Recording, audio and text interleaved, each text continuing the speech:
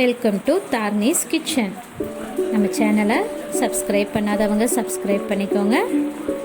கூடவே பெல் பட்டனையும் கிளிக் பண்ணிக்கோங்க.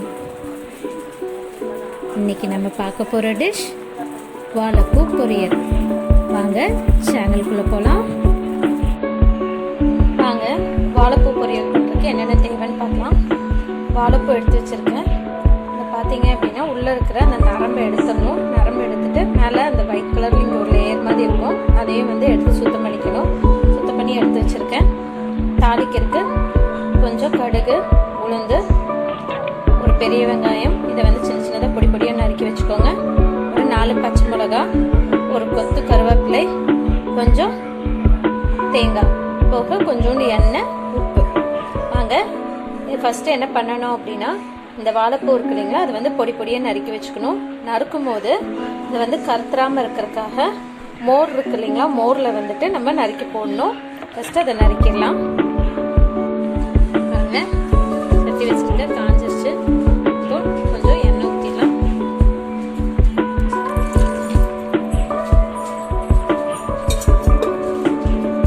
எண்ணெய் காஞ்சதும் எடுத்து வச்சிருக்கேன் கடுகு, சேர்த்திக்கலாம்.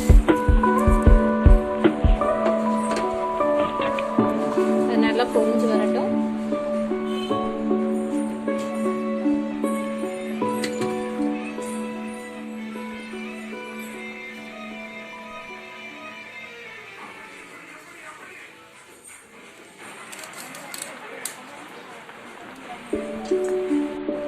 பாருங்க, நல்லா பொரிஞ்சிருச்சு. நம்ம எடுத்து வச்சிருக்கிற கருவேப்பிலை இதில் போட்டுக்கலாம்.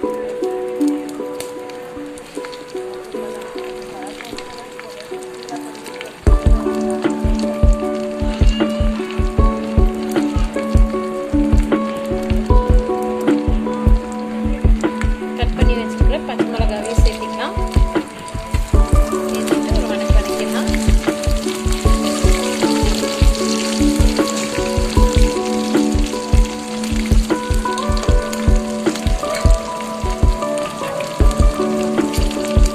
பெரிய வெங்காயம் வறுத்து வச்சுருக்கோம், இதையும் ஆட் பண்ணிக்கலாம்.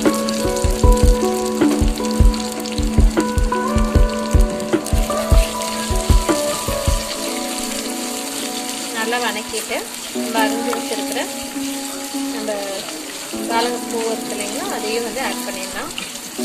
இந்த டிஷ்ஷுக்கு நீங்கள் தண்ணி சேர்த்து வேக வைக்க வேணாம். இந்த எண்ணெயிலேயே வதக்கி எடுத்துடலாம். இதே தண்ணி சேர்க்கறதா இருந்தாலும் ஒரு 1/4 கிளாஸ் தண்ணி சேர்த்து அப்படியே வதக்கி விட்டுருக்கலாம்.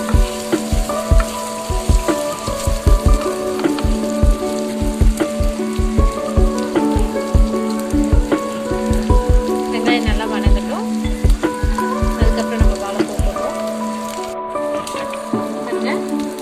நல்லா வதங்கிடுச்சு வெங்காயம். இந்த டைமில் நம்ம அரைஞ்சி வச்சிருக்கிற இந்த வாழைப்பூவை போட்டுடலாம்.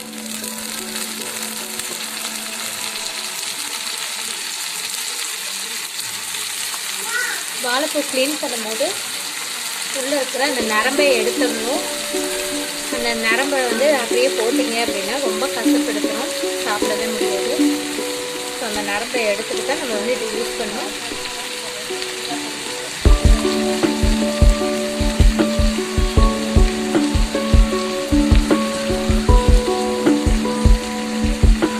நான் போட்டுட்டேன். ஸோ இதை நல்லா கிளறி விடலாம்.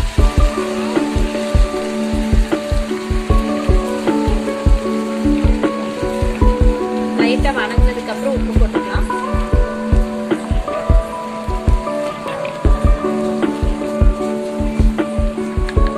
நல்லா வதக்கி விடலாம். லைட்டாக தண்ணி விடும், அந்த அளவுக்கு வதக்கி விட்டுக்கலாம். கொஞ்சம் வதங்கிருச்சு. நம்ம இந்த டிஷ்ஷுக்கு தேவையான உப்பு போட்டுக்கலாம்.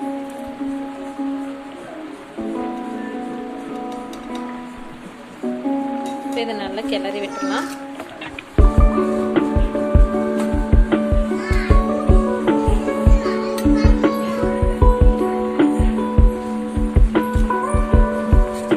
நல்லா கிளறி விட்டுலாம். அதே தண்ணி விடும். தண்ணி விட்டு வதங்குற அளவுக்கு கிளறி விட்டு ஒரு 5 minutes விட்டுடலாம்.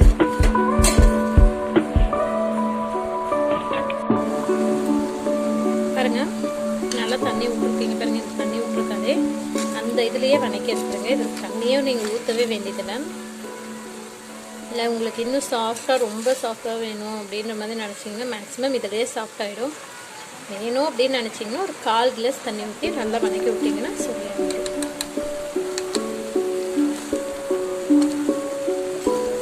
தண்ணி ஃபுல்லாக சுண்டுற வரைக்கும் வெயிட் பண்ணலாம். தண்ணி சுண்டதுக்கப்புறம் தான் நம்ம வந்துட்டு இந்த தேங்காய் பூ வந்து போடணும்.